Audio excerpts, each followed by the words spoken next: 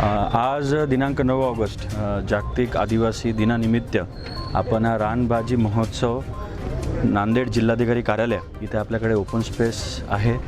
हा यावर्षी दुसरा वेळ आहे आपण हा कार्यक्रम अरेंज केला। याच्या मागच्या वर्षी सगळ्यात प्रथम आपण हा कार्यक्रम सुरू केला होता की रानभाज्या, कारण तुम्ही जर बघितलं की आजच्या या दैनंदिनामध्ये लोक रानभाज्या काय विसरून गेले, त्यामुळे इतर कुठे कार्यक्रम न ठेवता आपण जिल्हाधिकारी कार्यालयामध्ये ठेवलं, जेणेकरून शेतकऱ्याला इथं थेट, कारण सगळ्यात जास्त व्हिजिटर्स कोणी असेल गरीब जनतेपासून तर श्रीमंत सगळे लोक कलेक्टर ऑफिसला काही ना काही कामाने येतात, त्यामुळे त्यांना कळेल की रानभाज्या काय। आणि आमचा मागच्या वर्षीचा जो एक्सपिरियंस आहे तो सक्सेस झाला आणि मागच्या वेळेस जवळपास आपण किती सेल केला, जवळपास रानभाज्याचा जवळपास 30 लाख आणि विकेल ते पिकेलमध्ये 1.5 कोटी असं आपण इथं सेल केलं। आणि इथं गेल्यावर आम्हाला हे लक्षात आलं की काही लोक इथं येऊन त्यांना बल्क ऑर्डरसुद्धा लोकांना देतात, जेणेकरून थेट त्यांच्या शेतातून त्या माणसाला त्याच्या दुकानामध्ये डायरेक्ट आपण शेतकरी त्यांना विक्री करू शकतात। आणि याच्यामध्ये मिडलमॅन जे असतात, कमिशनरबाजी, ते सगळं कमी होऊन डायरेक्ट जे आपला उद्देश आहे, गव्हर्नमेंटचा उद्देश आहे ते की doubling the income of farmer, ते याच्यामधून खऱ्या अर्थाने सिद्ध होऊ शकतो।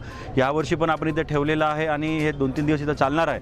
आणि या अनुषंगाने आम्ही कलेक्टर ऑफिसमध्ये आता हे परमनंट शेड नसून आपण हे टेम्पररी शेड पण शेतकऱ्यांना घेऊन दिलेला आहे। इथं जवळपास 10-12 शेड आपण लावत असतो प्रत्येक महिन्यामध्ये किंवा 2-3 महिन्यामध्ये, जेव्हा जसं हार्वेस्ट होतं तसं आपण इथं ठेवून शेतकऱ्यांना थेट जे विकेल ते पिकेल, आपलं गव्हर्नमेंटचं जे महत्त्वाकांक्षी योजना आहे त्याच्यामध्ये विकेल ते पिकेलमध्ये शेतकऱ्याच्या याच्यामध्ये जे उगतं ते डायरेक्ट आपण विक्रेत्यापर्यंत आपण पोहोचवत असतो। त्यामुळे मी ह्या कार्यक्रम मागच्या वर्षी पण आणि ह्या वर्षी पण सक्सेसफुली इम्प्लिमेंट करण्यासाठी आपले जिल्हा कृषी अधिकारी, त्यांची पूर्ण टीम, चलवदे साहेबांची पूर्ण टीम, त्यांना मी शुभेच्छा देतो। आणि येत्या अनेक वर्षापर्यंत याला कसं मोठ्या प्रमाणात अजून न्यावं लागेल। आणि याच्यामध्ये आम्हाला एक खास तर हे दिसलं की शेतकरी चांगलं उत्पादन घेत आहे, परंतु त्याचं पॅकेजिंग आणि मार्केटिंगमध्ये कुठंतरी आम्ही कमी पडत आहोत। त्यासाठी पण आम्ही आता पॅकेजिंग, आता इथं माविम आणि बचत गट खूप सारे MSRLM, त्यांना पॅकेजिंग कसं करावं जेणेकरून विकत घेणाऱ्यांना ते अट्रॅक्टिव्ह दिसून त्यांनी ते विकत लवकर घ्यावं, त्यासाठी आमचे प्रयत्न सुरू आहे।